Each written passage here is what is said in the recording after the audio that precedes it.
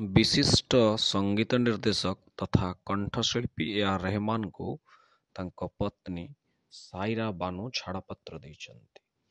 ରାତିର ଏକ ପ୍ରେସ୍ ବାର୍ତ୍ତାରେ ସାଇରା ଏହି ସୂଚନା ଦେଇଛନ୍ତି। 29 ବର୍ଷ ତଳେ ରେହମାନ ଓ ସାଇରାଙ୍କ ମଧ୍ୟରେ ବିବାହ ହୋଇଥିଲା। ଗତ କିଛି ଦିନ ହେଲା ସେମାନଙ୍କ ସମ୍ପର୍କରେ ତିକ୍ତତା ଦେଖିବାକୁ ମିଳିଥିଲା। କଷ୍ଟ ଏବଂ ଯନ୍ତ୍ରଣା ପାଇବାରୁ ସେ ଏଭଳି ନିଷ୍ପତ୍ତି ନେଇଛନ୍ତି ବୋଲି ସାଇରା କହିଛନ୍ତି।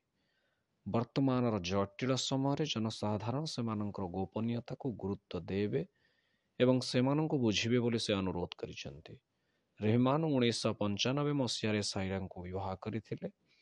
ଏକ ଶୋରେ ରେହମାନ କହିଥିଲେ ସେ ସାଇରାଙ୍କ ସହିତ ତାଙ୍କ ମା ବିବାହ ସ୍ଥିର କରିଥିଲେ।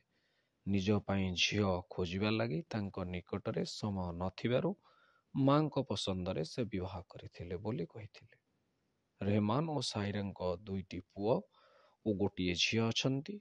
ପୁଅ ନାମ ଅମିନ ରେହମାନ ହୋଇଥିବା ବେଳେ ଝିଅ ଦ୍ୱୟଙ୍କ ନାମ ଖାତିଜା ଓ ରହିମା।